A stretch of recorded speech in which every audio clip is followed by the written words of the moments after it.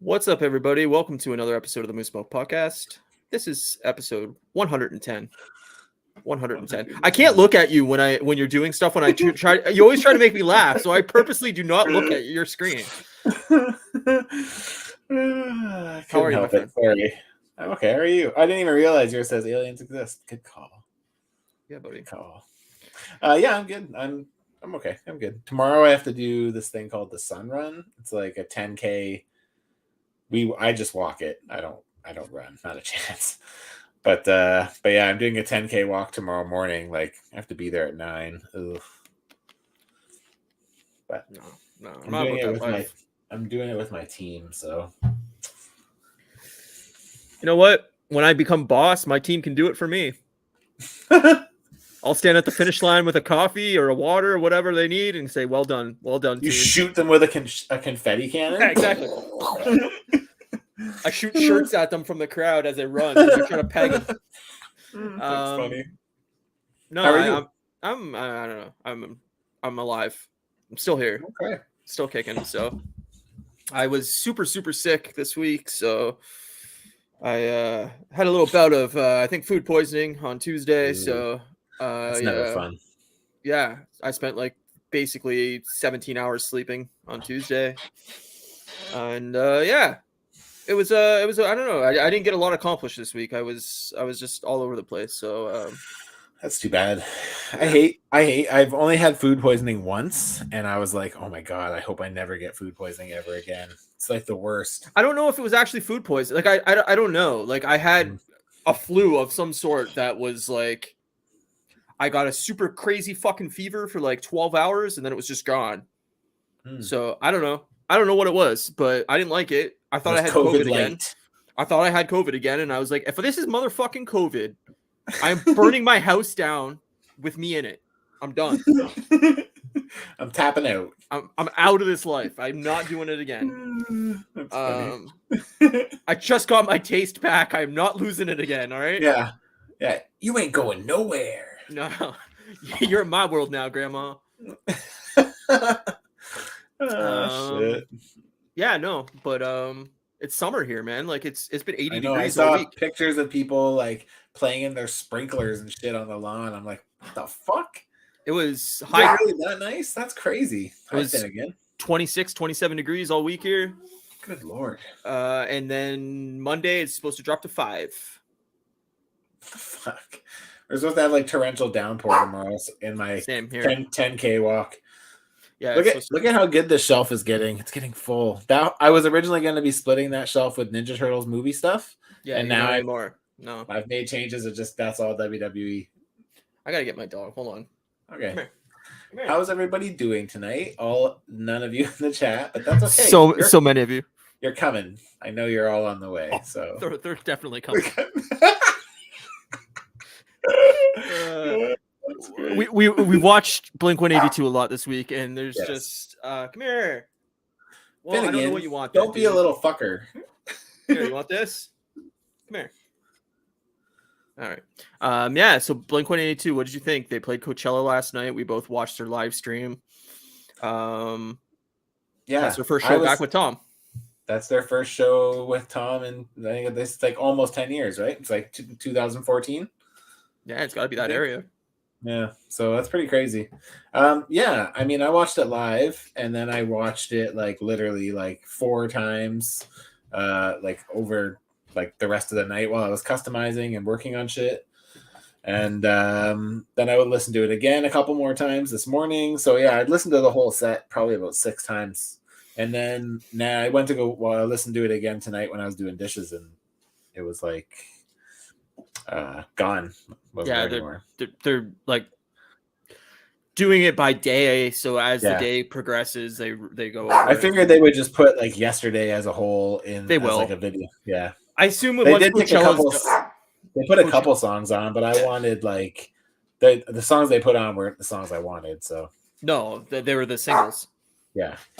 No, I assume once Coachella's done, they're gonna upload like, oh, here's the Blink set. Here's that'd be cool. But like Blink, I looked at the like other bands for the day, and I'm like, I don't know any of these people. I know, like, who are these people? I know, me too. Blink was the only one I knew. Same. And the thing is they just got announced, so it's not like you could have bought tickets knowing Blink was going to be there. Because like, my assumption is ticket sales were low, and maybe, and they wanted to get a bump for more people. That's my guess. I have no idea, but like, yeah, I don't know. Like, I understand being a fan of like all genres of music and being like, oh, I'm into like, you know, electronic music and dance music and whatever. But like, you think you would want like some variation and some headliners of like actual like draw, yeah, like of like, even if it's like something from that world of like dance music or something, like you think you would want some big headline name. Like, I'm not into that genre, but like I didn't recognize anybody. Yeah, me neither. But I'm also not into that genre, so yeah. So I'm like looking at I'm like, who are, like, you could have made these names up. I don't even know if these are real people. Yeah. But yeah, I mean, it was nice to see them together, and I'm glad. Did you see any of them before they went out on stage when they were just backstage? You couldn't hear them, but you could see them. They looked like they were having like the part where Tom was like rubbing his finger all down Mark and stuff. I was like, oh my God, that's so funny. Look, like, I'm always going to have a soft spot in my heart for Blink, and I'm always going to love that friendship that they share and like the banter they have between them. And like, it's always going to hold a special place in my heart. But like, Tom sounds awful live, and like, I can't get past that. That's really like, that's the problem for me, is like, I can't appreciate their live show because of how bad Tom sounds live. And it's always been the case. Like, I'm not trying to be rude or mean or anything. Like, I couldn't sing live. Rude Ryan. No, well, you know what I mean. Like, I'm not another episode of Rude Ryan. You got me. I couldn't perform live. Like, I'm not trying to like dog them. That's what she said. Yes. But I don't know. Like, I just can't do it. Like, I've seen so many talented people sing live, and now I'm just ugh. It's bad. It's grating. Yeah, I mean, I get it. I mean, it's like I said to you, it's like Tom has traditionally been a bad performer. Even before Blink got popular. Yes. The thing is, he never takes it seriously. No, right? But like, there's moments where you can hear in his voice, it's fine. There is moments where he's singing and it sounds okay. And then he purposely like throws in these like weird pitch things where he just like, it sounds like he's going through puberty all of a sudden. Like, it's just like, I feel like what he does is he like purposely like oversells the voice in a specific way on certain parts. And it's just like, it would take you less effort to just say the words properly, but he like goes out of his way to make it sound like goofy almost. And it's like, it's like he thinks it's funny or something. You can tell it's purposeful because it's consistent. Like, it happens in a lot of the songs, and it's like, okay, that's not just happening. Like, like you do that purposely. Like, totally. And like that's my biggest problem with it, is like, I had to fast forward through certain songs where Tom was the lead, because I was just like, I can't take this for 3 minutes. I can't do it. Travis, fucking excellent though. Like, he was smashing the shit out of those drums. He was playing so fucking hard. Honestly, man, overall they sounded good, I thought. And like, to me, it kind of gave me hope for June, because I'm like, okay, on a like, not as like a live performance versus everyone else, but for Blink standards, I feel like that yesterday's show was like probably like a 7.5 out of 10, probably. Like, well, you know, their best that I ever seen them at being a 10 out of 10 was probably like, you know, Take Off Your Pants and Jacket era. Sure. Like live wise. Yeah. Right. That was because like, I feel like as soon as we got the self-titled, Tom started like doing the jokey thing where like he wasn't really singing his songs seriously. And like, I hate to say it, but it's like the time that Tom was like best on stage was like when he was like under all the drugs and alcohol. Like, that was that was like prime time Tom on stage, in my opinion. Yeah, I mean, I've always had this like argument with musicians, like with friends, like about musicians, of like, it's shitty to say, but like, do you need to be like under the influence of something to write your best material? I think most bands sound better when they're like going through trials and tribulations personally. And like, I've always had that argument about Metallica, which I wanted to get into anyway tonight, about the new Metallica album that came out yesterday. Good segue. Like, yeah, well, I've always felt that like post Saint Anger was the weakest era of Metallica, just because James Hetfield got clean. you know, and I'm glad he got clean. I'm glad for him being healthy and you know, all that stuff. But it's also like I feel like the worst music came out since then. And like I think that's like the case with a lot of musicians is like they get sober or clean or get off drugs, and then like the material drastically changes, and like it just, for me, it's always, I think that it gets worse. Having said that, the new Metallica album is solid. Like I enjoy it. I've listened to it probably 5 or 6 times, and like I like it. It's way too long. It's almost 80 minutes long, and it's too long because too many of the songs sound the same.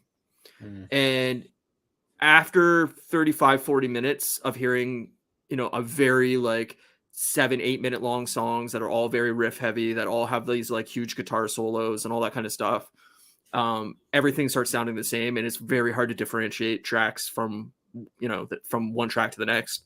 I think like if they could pare down a little bit of their material and like put out like a solid 45-50 minute album and cut like 3 or 4 tracks off of each of these last 2 or 3 albums, I think they would have had better albums.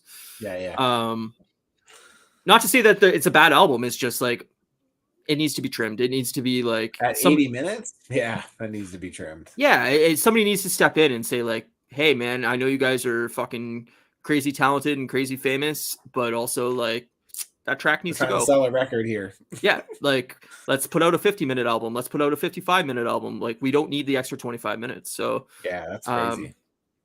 But that's the way their last 3 albums have been. But they're also only putting out one album every 6 years.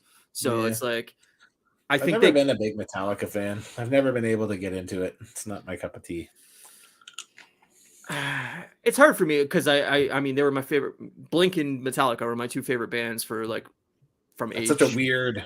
Yeah, but that's always been me, right? Like I know. I loved Alanis Morissette and you know, No Doubt and like shit like that. And then meanwhile I was listening to Metallica and Megadeth. Like I've always had that kind of like pop centric mind, but I also love heavy guitar riffs and stuff. So but yeah, like James sounds really good on this album, and like some of the riffs and stuff that there are on the album, there's some really catchy moments, and I'm like, oh, this is a really great track.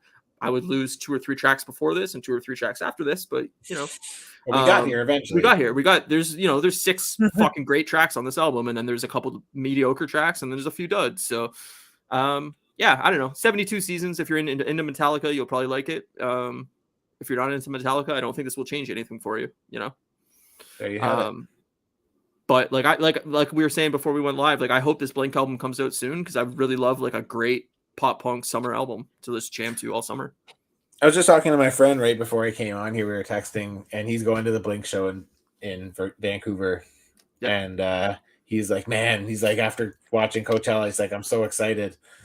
And I was like, the thing is like when we see them at the end of June, it's going to be like, they'll be kind of like at the prime of the tour. Like they'll be sounding their best. They'll be their tightest. It'll be before the point that Tom really stops caring and like is probably still on like the enjoying it stage because it's sounding better kind of thing. So I feel like we're pretty fortunate where we are in the tour versus like where the tour actually goes. Yep. That was always my worry. It's like, I'm sorry, my table keeps shaking. My dog is just being absolutely mental. It's like you have an earthquake. Yeah, my dog's just moving around on my lap, and every time he moves, he's shaking the fucking table. That's funny. What was I going to say? Yeah, no, that's my biggest worry about like this reunion is Tom getting 15 dates into it, being like, I'm bored. I don't want to do this anymore, and bouncing. Like, and I think if that happens, I think the band's done. Like, I don't think they get another third member to come in or anything like that. Like I think they just say like, maybe, you know, I don't know. But I hope the album's great. I feel like Mark and Travis both like playing in Blink, so I feel like they could just go, I feel like Matt would go back in a second. Like I would hope that they wouldn't fucking do that to him. I would hope that like if Tom bounced again, they wouldn't go like, "Hey Matt, we need you back again because Tom bounced again." Like to me, that's just fucking low. Like to me, yeah, I agree. But if it's just to keep the band moving, like that's the thing is Mark and Travis are going to want to keep the band moving. I'm sure. Yeah, but do something. Maybe else. not though. Maybe do not. Else, like if Blink's over, fucking start a new band and get a couple new members, do a 4-piece, do something different. Like, for me, like, you don't need to keep fucking drilling Blink into the ground. Like, yeah, that's fair. It's definitely run its course by this point. Yeah, do something new and do something interesting. And I know that's a challenge, but like, you know, they're both huge names and they're gonna draw people regardless of what they do. So yeah. But yeah, I just like after this Metallica album, I'm still listening to that Fall Out Boy album and that Paramore album and so on and so forth. So like this year's busy on the music. Yeah, this year's off to a good start with, you know, new albums, and like I really want some like awesome summer jams, you know. Bring on the Blink-182. Yeah. I've been listening to a lot of I keep going back to like listening to old albums and just like trying to get back into stuff. And I don't think I ever showed you this. There's this band called, it's acronyms, it's drugs. I can't remember what the acronym's for. Yeah, I know who they are. Yeah. So anyway, I've been listening to that first album of theirs. I used to really like it. So it's like, fuck, man, this is catchy as hell. Nice. I got back into it. I texted you yesterday. Like I had this like nostalgia hit of like really wanting to be like 22 and going downtown to the Loop and like Papa Cheney's again. For people that don't live in Windsor, this is going to mean nothing. But yes, they're just two dive bars that were in the city we live, you know, grew up in. And I put on fish bowls or $6 fish bowls. $6 fish bowls, and they're Canadian. Yeah, that's like $1.50 American. Yeah, it was insane. But yeah, so I threw on She Wants Revenge, which was like a really popular band in that era that like I loved. I love them. They haven't put out an album in like 15 years, but just like dancey Loop vibes. And I was listening to that at work last night, and I was like, man, I could really get down to this. Threw your boner around. Yeah, exactly. Just putting up eggs, smashing them. But yeah, what else did you get up to this week? So I watched Blink obviously a bunch of times. That was pretty fun. I was sticking with my Jack Black, and we watched School of Rock this week. How's that hold up? Pretty fun, man. Yeah. I mean, it's just Jack Black. I can't even imagine being those kids and trying to hold a straight face. There's no Especially when he's going crazy in the classroom and he's like hopping back and forth, like like doing like crazy rockouts when the kids are just like, the fuck is happening? Yeah. No, it still holds up pretty good. I mean, I feel like that's one of Jack Black's better like roles. So totally. I haven't seen that movie in probably 20 years. Oh, you should watch it. It's funny. It still holds up. There's so many parts where like we just fucking when he pulls out the picture of his roommate when he was all gothed up. It's like, come on, you're the bloodsucker from Megadeth or whatever. Same with like the kids in Billy Madison. I always thought that too. Is like, how do these kids sit there beside Adam Sandler? Especially because Adam Sandler is like stupid kid kind of comedy, right? Like, yeah, totally. Yeah. And then I obviously watched Mando, which we'll get into. And then while I was working over the last few days, I saw that there's a new season of I Think You Should Leave with Chris Robinson. Right. I did see that. Starting May 30th. It's not out yet. May 30th it comes out. Okay. So I just rewatched season 1 and 2. They're fast. Like I get through a whole season in like I almost got through both seasons in one night. Like yeah, they're like 15-minute episodes. Yeah, they're super quick. And there's only like 6 episodes or something. So it's like an hour per season. Yeah. So I just laughed. They're fucking funny, man. They're so funny. Nice. So yeah, I can't wait for the new season. Yeah, no, I saw I didn't know it. I didn't know when it came out. I thought it was out. Like I thought that was what the post was, but I saw the thing that said like a new season, blah blah blah blah blah. And I was like, oh, Matt will be excited. But yep, sure am. Yeah, I didn't watch a ton this week. Honestly, I started the week off with Succession, which was fucking incredible. Yeah, I heard. I don't want to spoil anything for people that, you know, haven't seen it yet or want to get into the show. But if you're not watching HBO Succession, like you're missing out on like one of the top tier television shows of like our era right now. And this was a banger episode, and like the acting was fucking top notch. So I heard Kate actually watched it because her mom was talking about how good it was. Yeah, it's really, really good. So highly recommend that. Get into that show. And Yellow Jackets is still fucking crushing it. In this last episode, Nicole Maines had like a huge part in this episode. So nice. fucking killing it. Like she's blowing up on the internet with how good she was in this episode. So yeah, I've been seeing lots of praise. Yeah, really, really good. So stoked to see that. And what else did I watch this week? Oh, Renovations. I watched the first episode of that, and then I saw him on Renovations. Yeah, well, because Jeremy Renner was on Kimmel, I think. I had a joke that I wanted to say, but it was extremely inappropriate, so I decided to hold on to it. Great, perfect. I give that man massive props, man. Like he went on Jimmy Kimmel and he like walked out with like he had a cane, but like he's joking, he's having a good time, he's like walking on his own power. Like the fact that he said he had like I think it was like something like 50 fucking bones broken in his body. Damn. And what is this buzzing noise that I'm hearing? I don't hear it. I had a buzzing noise on my end, but might be in your earphones. Yeah, I don't know. Yeah, fucking props to him, man, because like I can't believe that he's up and moving around already. Yeah, because that only happened in like the beginning of the year, right? It's January 1st. Yeah. So it's been like less than 5 months, and that's crazy. His fucking body was crushed. Like he was bleeding out. Everybody thought he was gonna die, man. Because he's Hawkeye. That's why. Yeah, man. Well, that's what Kimmel said. He's like, well, we all know who the most powerful Avenger is, and like, holy shit. But yeah, so I watched the first episode of Renovations, and it's just like a renovation show that he's like, basically like renovating vehicles and stuff for charities and stuff like that. It's fine. I mean, it didn't blow me out of the water enough to watch the second episode. Maybe I'll get to it at some point, but it's a typical renovation show where, you know, if you've seen like Pimp Your Ride or any of those like home makeover shows or anything like that, I mean, it's the same kind of style of show. Right. So yeah, I don't know. It was fine. And then that's about it. Nothing else that I can really think of. Neil says LOL at Paul Rudd cameo. Did you see that? On what?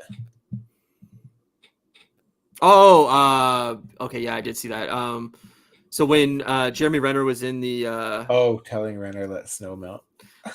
When Jeremy Renner was in the hospital, Paul Rudd sent him like a fake video message, like he had paid for him. I don't know if you know the service Cameo. Yes. Yeah, so you can, for people that don't know, you can use Cameo as like a way to get like celebrities to say like happy birthday to a friend or something like that. So you pay them like a fee, and they'll like say like, you know, you give them the details of what you want from them, and they'll say like, oh, happy birthday, you know, I heard you're a huge fan of me, blah blah blah blah blah. So Paul Rudd made a fake one for Jeremy Renner. It was like Jimmy Renner, I hear you're a big fan of me, and I hear you're going through some hard times right now. And like just made like a fake cameo for Jeremy Renner, and then he was like, maybe next time just let the snow melt and don't try to Jerry. It was Jerry. There it was. Maybe next time just let the snow melt and not use a plow. I don't know. But yeah, it was really funny. That's cool. That's great. Hi Neil, how's it going? Hey buddy. But yeah, no, props to him, man. What a badass for coming back through all that. So yeah, that's dope, man. Love to hear it. I'm glad to hear that he's making a recovery. Yeah. What did you think of the Marvels trailer teaser? Super fucking fun, man. So do I. I was definitely not expecting to be into it, but consider me there, man. I'm in. Now, was it because the Beastie Boys track behind the teaser was I feel like there definitely sets the tone for what we're gonna be seeing. Totally. So it makes me interested. And the thing is like we're gonna get more Nick Fury, which I like because I like Samuel L. Jackson as Nick Fury. Same. And I liked the girl who plays Kamala Khan. So like, and I feel like her kind of like fangirl is gonna make a lot of like stuff really funny, especially with Brie Larson. Totally. Captain Marvel. And yeah, I just feel like it's we're in for a good little adventure. So it looks super fun. I like the concept, and looks like we're getting another accuser, so that's kind of cool. I agree. I thought it looked fun. I thought it looked funny. Like I think it needed that shift in tone to a more comedic central kind of silliness of it. Like Kamala in the show, like she was excellent, and like that was our standout Marvel show probably last year of like, wow, man, she crushed this way more. Caught like us by surprise. Yeah, we didn't expect it to be great, and it was fucking knocked us out of the park. So to see her in like a big feature film is awesome, and like, yeah, the tone and everything looked fun, and like I'm into it. So I hope it's great. The minute and a half, 2 minute teaser like doesn't give too much away, but like it's like, oh cool, man, like this looks fun. It did what it needed to do. It got me interested. Yeah, exactly. So same. So we'll we see got what that. happens. Yeah, we got that in November. So still a ways away, 6 months away, but hey, but we got lots to keep us busy. We're gonna have Secret Invasion through June and July. We're gonna have Ahsoka in August. Yeah, it'll be here before we know along the way too. So looks like Dark Captain Marvel is a villain. Interesting. I mean, I don't know. I don't know anything about Captain Marvel, like comic book Captain Marvel. It was never a character I cared about, so I don't know anything about like her or the previous versions of Captain Marvel, like Marvel or whatever. I don't know any of those guys. Yeah. So, because I never was into that when I was reading comics, I was like X-Men and Spider-Man only. Same. And Batman. That was my jams. So. And Batman.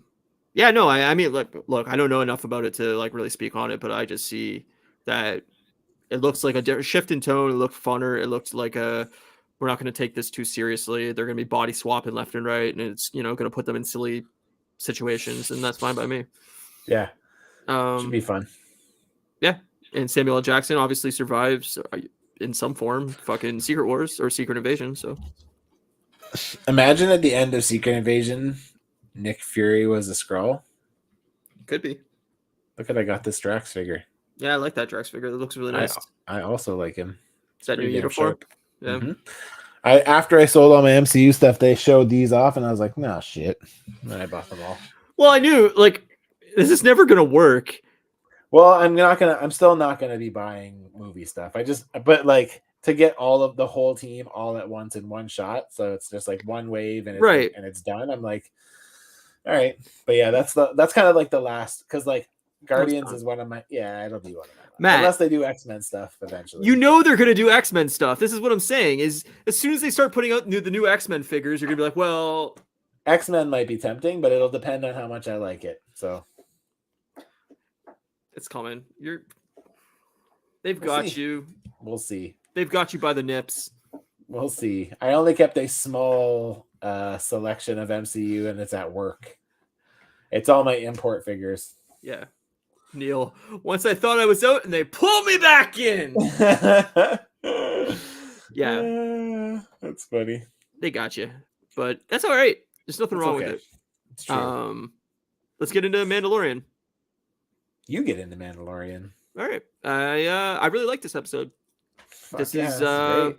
Probably my favorite episode of the season, and I wish it came sooner because it's way too late in the season for this, finally getting on its way. But I thought overall the episode crushed it, and yeah, I wish it was like episode 3 or 4 and not episode 7. But it's exactly what we needed. We actually had to move the plot forward and get this pace going, and I thought it did everything it needed to do to set up like a really good finale, but it definitely should have been episode 3 or 4. Yeah, I can't argue that. Let's throw up spoilers. Oh, yeah. Just in case somebody cries. Spoilers. Sweet. Y'all be spoiled. Yeah, I really liked it. I actually think this might be my favorite episode of The Mandalorian. Like, oh, wow. As a whole. Like, it was just so good. And like, moved the story forward in a big way for Mandalore and Mandalorians. And yeah, I like it a lot, man. I like it. Neil says, my buddy thinks the armor is a traitor. There's a lot of things that point to it. Like her sending Bo-Katan off and saying, get all the other Mandalorians and bring them together. It's like, but it's hard because I feel like she's so invested in what Mandalore is that like, why would you ever wipe out your own people? But do we have like a for sure like story line for Phasma? No. Could she end up being like Phasma? Maybe we do. Could she be Phasma? Yeah, like could she secretly be like once we find out that she's a traitor? I mean, like I don't know. Gwendolyn Chick Christie is her name, I think. She's pretty tall. I don't know if that would line up with the armor, but armor's pretty big. But like I just found like the way her armor looks like different than everybody. Like I don't know. It made me think of Phasma, and then I was like, could she just be like a side like Sith person or a side stormtrooper person that like, or like she's going to become that? Like won't, especially because like so in the Council of Shadows or whatever, that group where all of the Imperials, the high-ranking Imperials are chatting. Yeah. One of the people there is General Hux from the sequel trilogy, his dad. Right. And in the comic books, he is like instrumental in like creating the First Order. Okay. So yeah, I don't know. I feel like Phasma would be too early if we're seeing that guy who is a grown-up's dad, right, looking as young as he is. I feel like Gwendolyn, by the time she got to be Phasma, she would be like too old for it. Maybe I just thought that would be like an interesting way to make Phasma more interesting than what we got. Yeah, but yeah. It's like she was a Mandalorian and like fucking transitioned or whatever. But yep. I mean, somebody's a traitor for sure. Like, I mean, this is clearly a setup, but like, I found it weird that just the way like this story has played out, like they were already on Mandalore and like fought that fucking like creature in the thing. And that's, all that, like, why wouldn't the trap be set then? Like, it just seemed like it's paced wrongly where this should have came right after that episode. And like, after they escaped that, like that was kind of part of the trap or something along those lines. Like, they need somebody to come in and like really overhaul how I feel like my biggest issue with pacing with this one is it's like we spent this whole season and not really knowing the outcome of Moff Gideon, and then like we kind of find out at the end of that Carson Tava episode, it's kind of hinted that, I mean, more strongly suggested that he got away.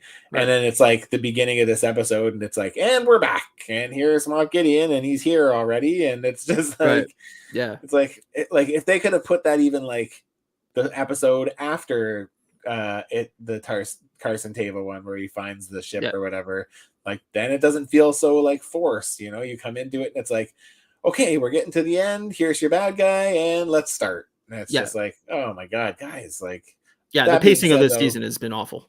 The rest of the pacing of the episode I thought was good, but it's just like too much stuff could have been introduced at earlier points in the season that would have made it feel more thorough, like as one story rather than just like a bunch of individual. It's honestly, man, this season is exactly like Bad Batch season 2. Aside from like maybe I'm assuming episode 8 will be tied into the story because like heaven forbid it isn't. But like other than that, and this one we're talking about, there's probably only one other one that really has any real like total relevance to like the story.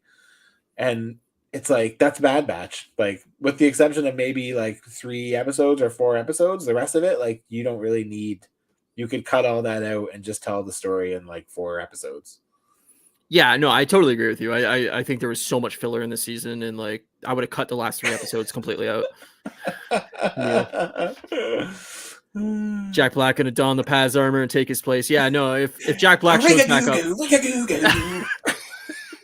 we get Kyle Gass back there singing away. Yeah, no, I agree with you. I think the season's been a bit of a mess, and they need somebody to come back and really like re-edit how they played out the season, storyboarded the season. But I mean, my thoughts for next week even are like, I've already kind of talked to you about it, but like my guess is that they're killing off Mando next week. And I know like I really think it is. Like I just have a feeling they've been orchestrating this whole season to show that like Mando isn't the Mandalorian. Like he's not the namesake of the show. It's Bo. And they're shifting the storyline slightly this entire season to really shift as her as the lead character and him as like kind of the secondary character. And I just really feel like the next episode is definitely going to be like, all right, we kill him off. I have a feeling like Pedro Pascal has a lot on his plate, and if he's doing Last of Us season 2, maybe season 3 back to back, like who knows exactly how they're going to do that. He's going to be very busy. Like, when are they going to fit in Mandalorian season 4 or whatever the fuck they're going to do with Mandalorian? And to me, it just makes sense. Like, they have to shift Grogu around enough to get him back with the Jedi, because I'm definitely going to see him with Rey in episode 10. Yeah. And then, yeah, like to me, that makes sense. Is like he's going to shift as a youngling within the Mandalorian thing, probably to start training and like, you know, become a Mandalorian. But I also see him like eventually going off and becoming like a Jedi, you know, youngling or whatever. Yeah. So I don't know. I just think it makes sense. Like, kill off Pedro Pascal in the next episode, and a lot of people would be surprised by it. And that's a good point. Yeah. I don't see them killing him. If they kill him, it'll be in the movie that culminates all these series. There's no way we're going to go into that movie with him not being there. But one thing that I could happen is they could surprise everybody and have Bo die, and then have Din step into the role as being like the guy who feels inspired enough by her sacrifice or whatever to be like, I don't want that to be for nothing, and we're going to rebuild Mandalore, and he's going to take kind of the lead on it or whatever. Like, I feel like that would be a surprise, because I do agree with you that the shift this season has been to Bo and her story and continuing her story. And like, yeah, I feel like Bo's story is more prominent. Like, I feel like we haven't really done much with Mando. It's just like, you know, I thought we were going to spend time getting to the part where he like went to the waters of Mandalore just to be able to, you know, consider himself Mandalorian again. But we did it in the second episode, and it's like, yeah, okay, so like that's really the only thing that we've gotten for him. Like, sure. You know, his story, right? Everything else has been more like related to Bo. And no, I think that's definitely a plausible route they could go as well. Like, I'm not saying. Yeah. I mean, I think either is plausible. Like, I also said, like, I think it'd be awesome as fuck if like Grogu became like kind of like dark because of the loss of either of them. Like, yeah, he sees them as like his parents basically, and like I think it'd be really cool if like all of a sudden we got like a dark Yoda where it was like like a Sith Grogu, where he was like, you know, basically kind of following in Anakin's footsteps of like, you fucked my family up, and like I'm going dark, and like you took something. The only reason I can't see them doing that is because Grogu's so cute that like you could never look at him and take it seriously as like a serious threat. But I'm not saying like tomorrow as infant Grogu. No, I know, but I'm just like, saying these are just the stepping blocks of like his hate meter getting filled up, you know? Yeah, maybe. Like, I think that would be really cool to see like what would happen if Yoda was evil, you know? Like, I think that'd be fun, but who knows? I mean, like, I hope they're more creative than I am. I would, you know, like, they're getting paid big dollars. If I come up with their fucking plot lines, then maybe I should be making some money here. But they're like, then it's like dark Yoda. You see that in the boardroom, and everybody's mind explodes. They're like, speaking of Grogu, man, his little fucking IG droid that he rides now, that's the fucking funniest thing. That's so funny. I loved it, and it just the whole time all I could think about was Krang from TMNT. That's funny. Gonna have Fed on a Rancor back-to-back Mando and a Mythosaur colony now. Fair enough. Yeah, I love him. They're like Krang from Ninja Turtles. That's all I could think of was Krang. I was like, yeah. I just like his yes and no buttons too. That's fucking great. I mean, it doesn't make any sense why he wouldn't have the ability to like say more than yes and no within this like fucking super smart droid, but like whatever, it's cute. Yeah, it is. And cute. I loved the little fucking creature guys that repaired him. Squeezy. And no squeezy. Fat baby. Yeah. It's like, oh, it's adorable. That's funny. Yeah, man. He's cute as hell, and he was great. He's right up there. So, you can see him. Little baby Grogs. So cute. So cute.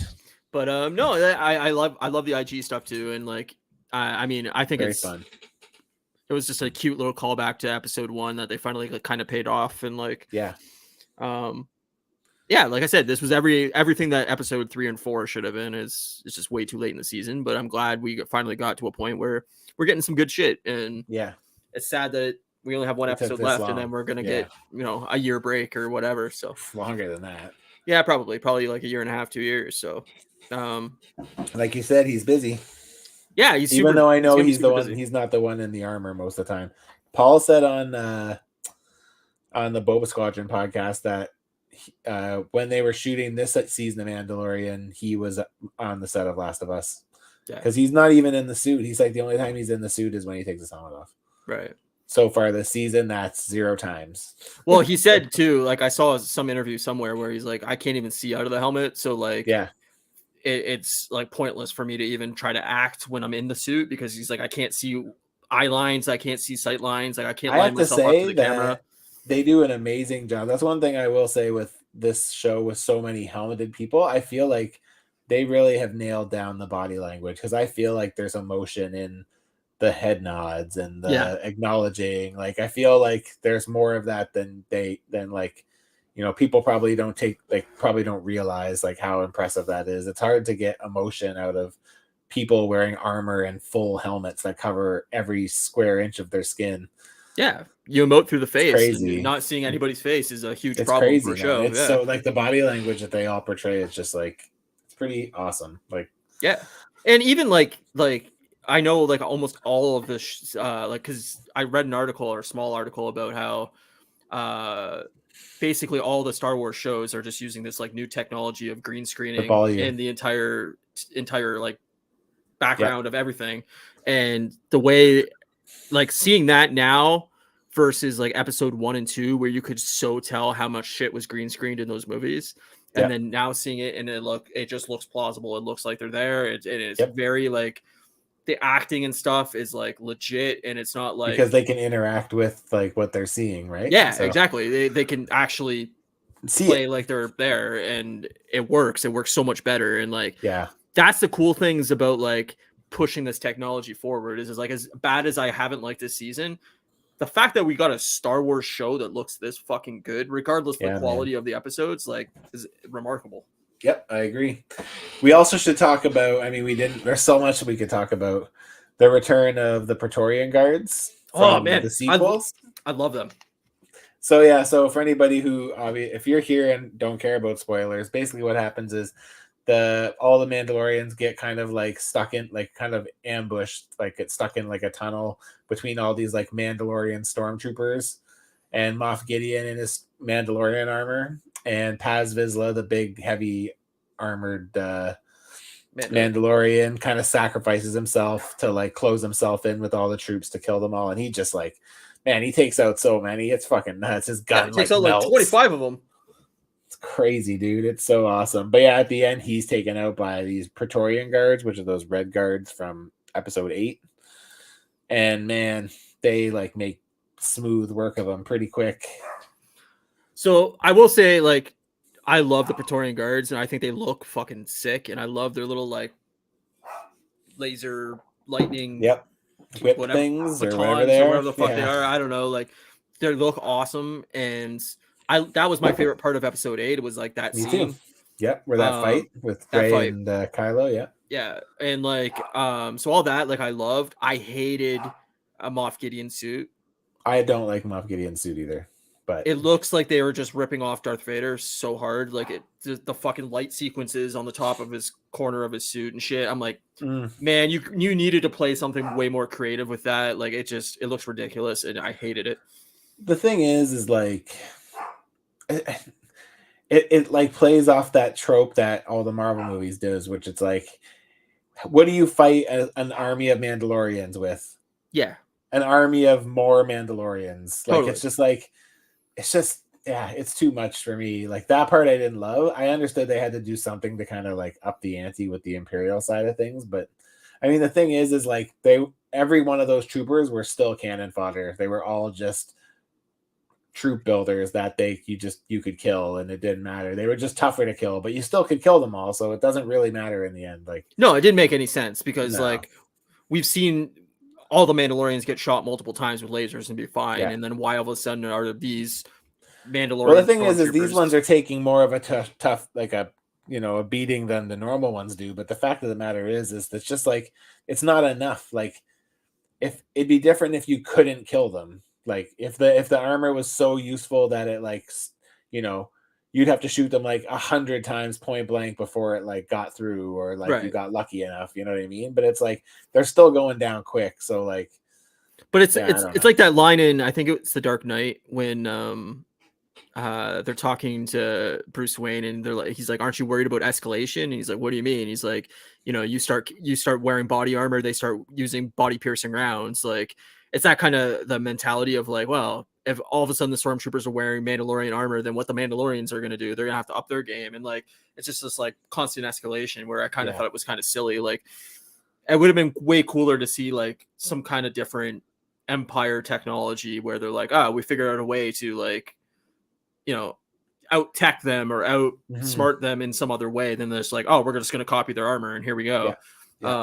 Neil says, I had a problem with this last episode that Paz kills everyone but the guards. If the rest wouldn't have retreated, they could have beat them. Yeah, and I totally agree. Like, the fact that they all just kind of bounced, I was like, well, that's disappointing. Like, why would you just sacrifice this dude? Like, I love that she used the Darksaber to cut through the fucking blast doors, like basically like in episode 1 when you see Obi-Wan and Qui-Gon. Yeah, Obi-Wan and Qui-Gon do it on the ship there, and it's like it was like total recall to that for me. But I was like, I was disappointed. Like, use the Darksaber. Maybe you could have fucking fought off these guards. Like I wanted a sweet saber / baton fight scene like we got in episode 8, and like a sweet saber baton fight scene. Exactly. But yeah, we didn't get that. They just take off, and it's like, that's kind of disappointing. But I'm hoping we get something cool with the Darksaber in episode 8. Like, me too. That's what I'm hoping for. But me too. I thought the thing that they did that I questioned was, and like I questioned it before I saw how this ended, so it stuck out to me, was when they moved everybody from Carl Weathers' place. I can't remember the name of it, but when she's like, we'll all go and like go hang out above Mandalorian, we'll send a group down, and then if we say it's good, then everyone else can come down. It's like, why would you like bring everyone there? Like, why would, like, they were safe in that other place. Like, why wouldn't you, Navarro? Right. Like, why wouldn't you stay at Navarro? And like, like, you were safe there. Like, why would you bring everyone to the one spot? And then, totally. They should have had separate teams. Just didn't make sense to me. I was just like, why would you move? Because so like when she's like, okay, we're all gonna go and hover above Mandalore, and then we'll send the strike team down. And all I said to myself was like, why would you bring everyone there? Like, why wouldn't you go and check it out and then come back if it's good? And then totally. It didn't make any sense. Like, they didn't think through their plan at all. And yeah, I agree. Like, I thought it was really well paced and everything this episode, but like I really thought like the actual thought process that they went through, I was just like, this doesn't really work. But it could make sense if the armor or whatever is setting them all up, and she's kind of like playing, fiddler behind the scenes. Finn, will you stop? I feel like that's probably what is happening. Yeah. Is they're looking at her lead, and she's kind of leading them down the dark alley, Especially because she's doesn't strike as the kind of person that would be the one that does it. But then again, maybe she's, there seems to be a lot of things that kind of point to her, so maybe that's a misdirect. Yeah, no, you're totally right. Like, who knows? It could be anybody, and like, I hope it is her, because I hope it's just not like some random ass character that we don't know, and it's like, it was cool if there was a history with whoever that is. It was George over there, the guy that was eating the sandwich in the one scene. It's like, George, not George. George again. But I'm gonna murder my dog. Will you come here? It's funny because he's tiny. Yeah, that's the only reason he's not dead. Come here. Yeah, you can trust him. Okay, or just look at me. Yeah. Yeah. So I love this episode. I also love the dynamic between both the tribes trying to get along, like when they're playing the game, like that chess game or whatever, and he's like saying to him like, "Oh, Finny, chill out." Hold on, I'm gonna go get him a treat or something. Okay. But yeah, when he's playing that chess game and he's like, oh yeah, these guys are making up the rules as they go along or whatever. I'm just like, oh man, these guys are gonna fucking hate on each other. It's gonna be good.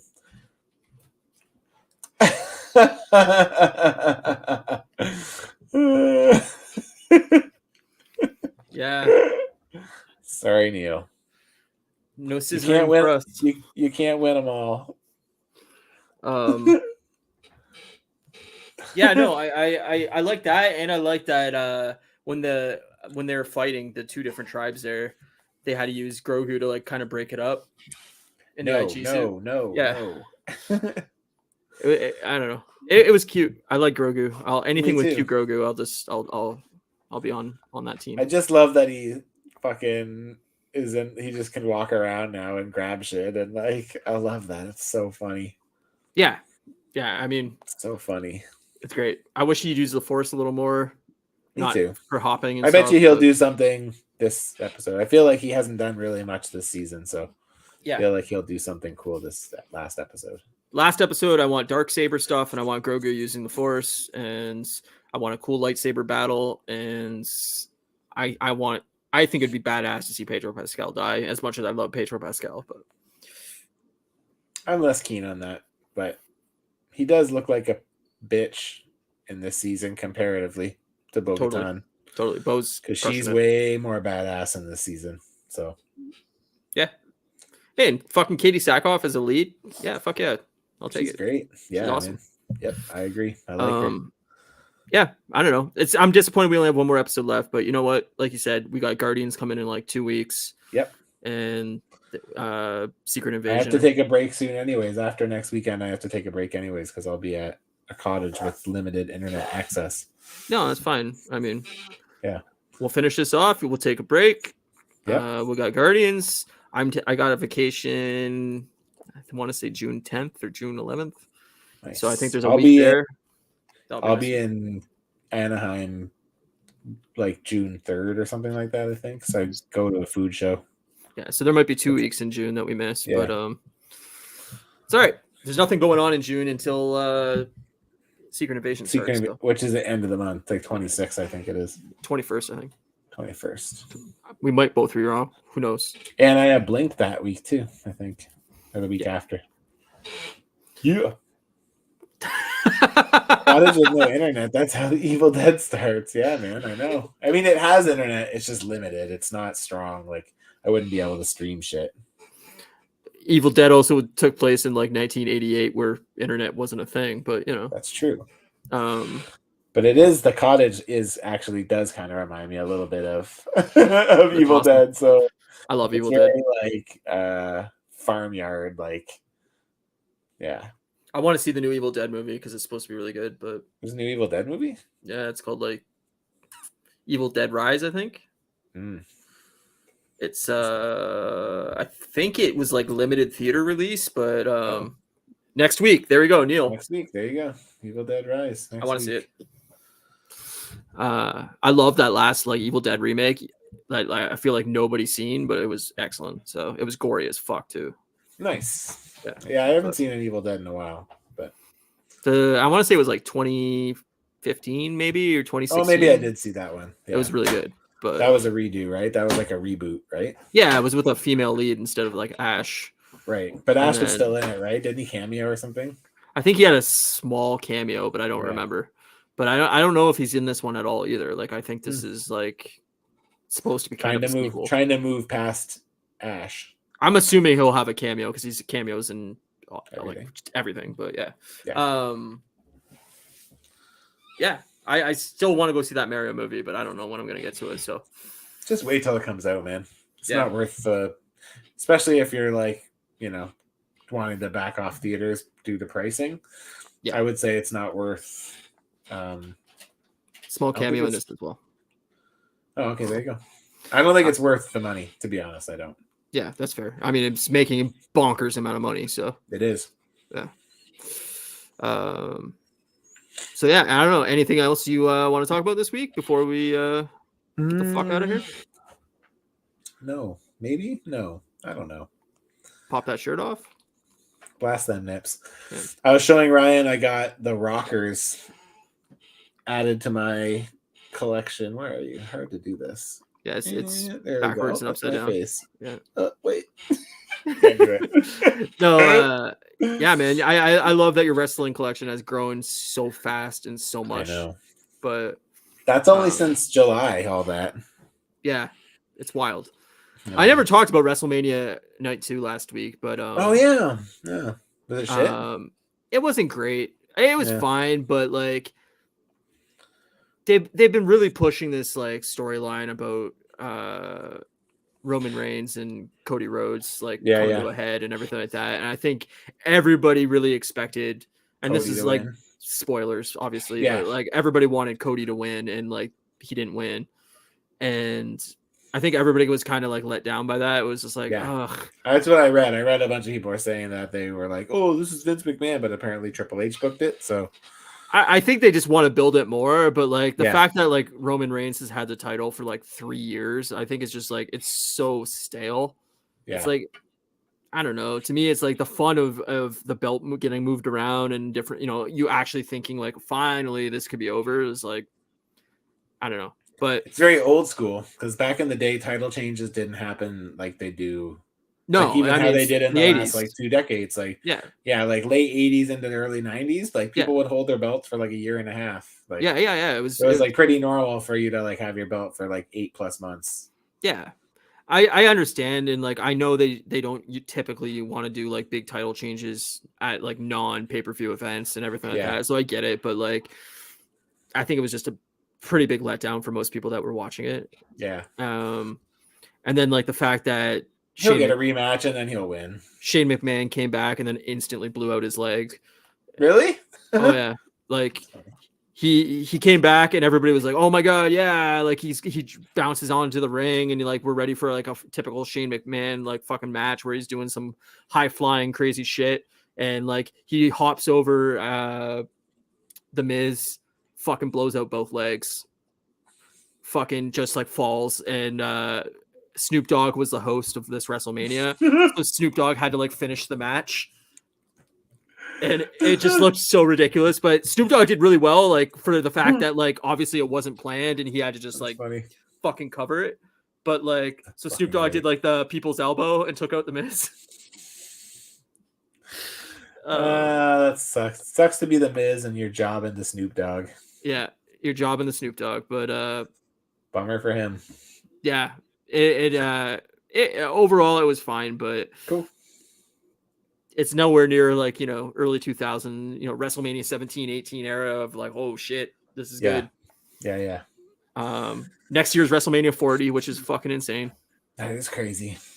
Yeah, I what did I watch the other night? I found this good YouTube channel that has a bunch of like classic, like new generation matches. Yep.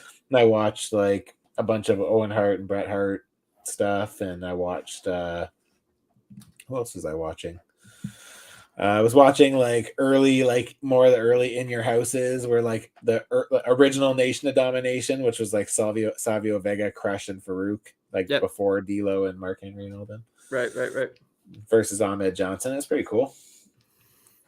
Yeah, I mean, that was like before my time, but I definitely like I know about that era, but like I wasn't watching then. Yeah, you were Attitude Era, right? Yeah, I didn't. I went down a big like Gold Dust thing too because I'm a big Gold Dust fan. So Gold Dust was awesome, but I didn't start really like getting into wrestling until like 98 probably. Yeah, so you were like Stone Cold era. Yeah. Stone Cold, Rock, Undertaker. Yeah. Kane and all that, but I don't know. Wrestling's fun, but like I probably won't really pay attention for the rest of the year until like Royal Rumble time in January, and then I'll get into it again for 3 or 4 months, and peace out. But that's fair. Yeah, I'm watching wrestling content weekly right now, and like, have been for a while. If it was easy to access and it was like on YouTube, like I would sit there and watch, like skim through Raw once a week, like no problem. Like if there's it was not full shows, but there's matches, and there's a lot of good matches too. But like if they just fucking focused on making it way easier to watch, I'd be like, cool. Yeah. But the thing is like I would love to watch the story. Like I would love to watch like if I could rewatch Raw in order of like the episodes and then the pay-per-view, the episodes, and like, man, I would start at the beginning and I would go through all of it. Like I would. No, totally. But I don't. I mean, I think it's different in the States, but like in Canada, it's just the way it's set up is such a fucking mess that it's like, man, I hope with the sale of the WWE, like this somehow gets easier. Yeah. And they made the UFC way more accessible, so I'm sure they could. Well, that's what I'm saying is like put it with the UFC stuff and just like fucking have it all in one place wherever you want to start. Fucking there it is, and like you have a disclaimer at the front that like, hey, some things may be dated and don't hold up by modern, viewpoints, and like it is what it is. Like that's like here at the time this was acceptable. Was it? Well, no, it definitely wasn't. But like, you know what I mean? Like, there's no way that you could do a lot of the stuff they did in the early 2000s in paper. Like, dude, even just the portrayal of women is crazy. Well, that's what I'm saying. When I watch it, I'm just like, I cannot believe that this was on cable television. That's fucked, man. No, it's insane. It's crazy. It's absolutely insane. There's no way you could do the stuff you do in early 2000 today. Like it'd be canceled immediately. Sure would. So, yeah, I don't know, but what can you do? What can you do? I'm loving it though. I'm only liking old stuff. I don't care what anybody says. I've had so many people that are like, you should give AEW a try. No, I don't want to. The budget isn't there with AEW. I'm sorry. I've tried to watch it a few times and it's like, this looks like fucking cheap as shit. Fucking WCW area, like bad WCW era cheapness. Like I mean, maybe it's changed since I gave it a try, but like to me, it's just like the quality is not there.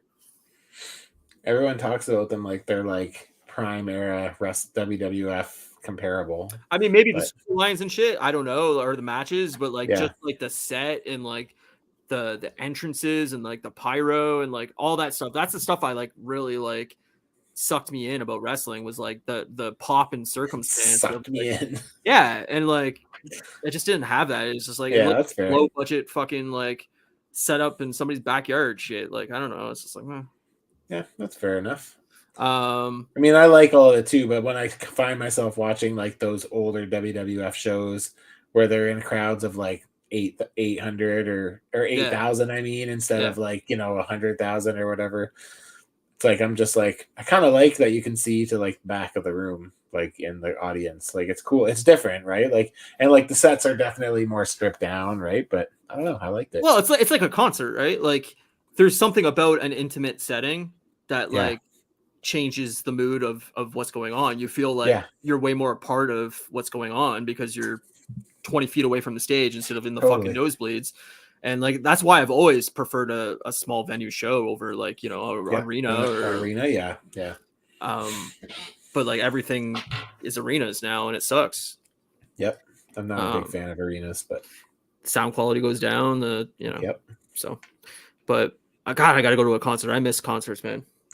I'm itching. Itching. I can't wait. June, I got concerts and stand up. I got Jimmy Carr. Oh, I bought Anthony Jeselnik tickets for November. That's awesome. I would love to see Anthony Jeselnik as well. He's very funny. I hope he has a new like stand up on Netflix soon because like he hasn't had one in a long time. Because Kate will not go up to that one. I wouldn't dare bring her to that one. Is that in Vancouver? Yeah, it's in Vancouver. Yeah, nice. Yeah, should be good. Yeah, I have nothing lined up for the rest of the year so far. So I was looking at some concerts and stuff, but everything's so pricey now that I'm like, I'm not spending that. Well, I would have gone to see. Did you see that lineup for All American Rejects Newfound Glory? Yeah, if All American Rejects wasn't headlining, I would have went. I wanted to go because Starting Line is back together and I saw that. They're opening for your show, not for mine. We have Motion City, which still would be good, but Motion City's awesome, yeah. But the fact of the matter is, if I got to see, you could take All American Rejects out, and I would take Motion City, Starting Line, and Newfound Glory. That's the lineup. Like to me, as soon as I saw that, I'm like, how is All American Rejects headlining this? This is I know, me absurd. Too. Absolutely of those three absurd. bands, they'd be the last one I feel like would be headlining, but. Maybe I guess they're way more popular than I thought, but like I don't get it. I thought seeing that lineup, I'd be like, Newfound Glory should be headlining this. Like, I mean, I haven't liked at least co-headlining. I haven't liked a Newfound Glory album in forever, but like, been a minute. I don't get it. I don't know. Anyway, I haven't even listened to the last couple.